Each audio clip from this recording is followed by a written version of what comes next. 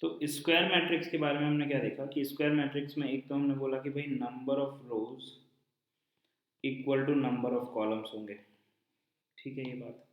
फिर अगर ए जो है वो अगर स्क्वायर मैट्रिक्स हो गई of order N, order N, order N का मतलब कि एन क्रॉस एन, ठीक है, मतलब कि नंबर ऑफ रोज बराबर नंबर ऑफ कॉलम्स हो गए, तो ये एक हो गई स्क्वायर मैट्रिक्स। तो इसके लिए इसका determinant value of A, this is mod of A जिसको आप बोल रहे हैं, या determinant value of the matrix A is defined, ये डिफाइंड है, ठीक है। अब अगर ये डिफाइंड है और अगर ये ज़ीरो है तब तो हम इसको बोलेंगे सिंगुलर मैट्रिक्स, अगर ये नॉन ज़ीरो है तो उसको हम बोल रहे थे नॉन सिंगुलर मैट्रिक्स, ठीक है। फिर जो स्क्वायर मैट्रिक्स है आपके पास में, सपोज करो A11 A12 A13 A21 A22 A23 A31 A32 A33, इसमें ये जो एलिमेंट्स है A11 A22 A33 जिसमें कि A I J में I इक्वल टू J है, इसको हम क्या बोल रहे हैं, डायगोनल एलिमेंट्स। और फिर इन डायगोनल एलिमेंट्स के सम को हम बोल रहे हैं ट्रेस ऑफ ए, मतलब कि ये अगर ए जो एक स्क्वायर मैट्रिक्स है तो इसके डायगोनल एलिमेंट्स का जो सम है उसको हम क्या बोलेंगे, ट्रेस ऑफ ए।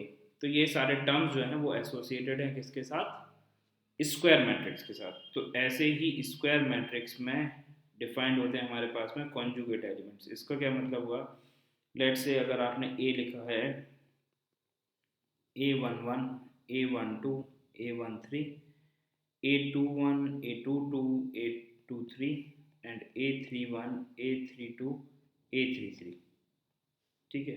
तो इसमें जो एलिमेंट्स हैं आपके पास में ए आई जे का जो कॉन्जुगेट एलिमेंट होगा वो होगा ए जे आई, क्या होगा वो, ए जे आई।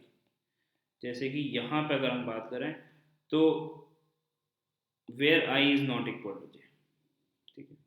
तो यहाँ पे हम बोल सकते हैं कि A12 का कॉन्जुगेट एलिमेंट क्या होगा, A21, A13 का क्या होगा, A31, A32 का क्या होगा, A23। तो इनको हम क्या बोलते हैं, इन एलिमेंट्स को हम बोलते हैं conjugate elements, and this is also defined for a matrix which is square matrix, ठीक है। तो हम यहाँ से बोल सकते हैं कि जो conjugate elements हैं, conjugate elements of square matrix are symmetric about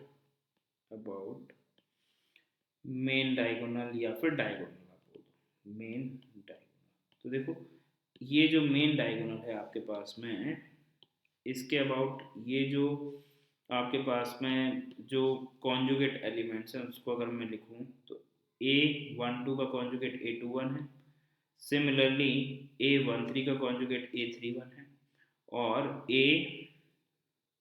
let's say A23 का जो कॉन्जुगेट है वो A32 है। तो ये जो एलिमेंट्स हैं ये सिमेट्रिकली प्लेस्ड हैं अबाउट दिस डायगोनल, देखो ये सिमेट्रिकली प्लेस्ड है, ठीक है। So conjugate elements of square matrix are symmetric about main diagonal और लीडिंग डायगोनल या प्रिंसिपल डायगोनल या फिर सिंपली डायगोनल, ठीक है, ओके। तो ये हमारे पास में स्क्वायर मैट्रिक्स की एक और इससे रिलेटेड एक हम बोल सकते हैं कुछ कैरेक्टरिस्टिक या कोई टर्म इस तरह से डिफाइंड है, ठीक है।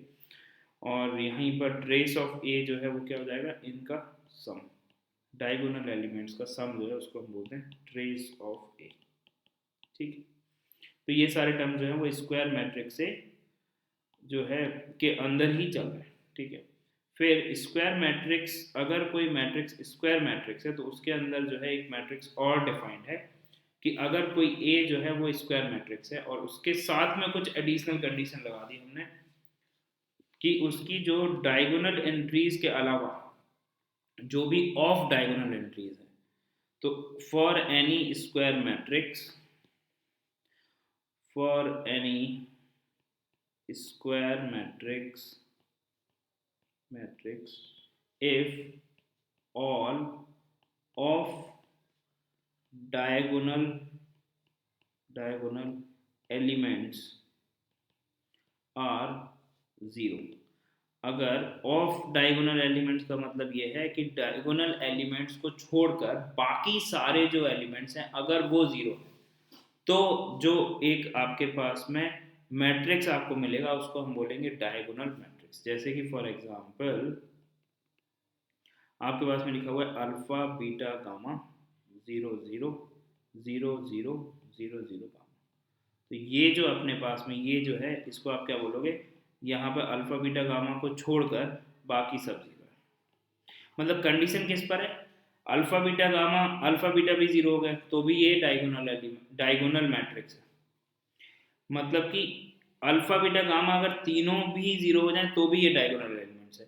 बस डायगोनल एलिमेंट्स पे कोई कंडीशन नहीं है, दे मे और may not be zero, they all may zero, या फिर कोई भी जीरो ना हो, या दो जीरो हो एक जीरो ना हो, इन पर कोई कंडीशन नहीं है।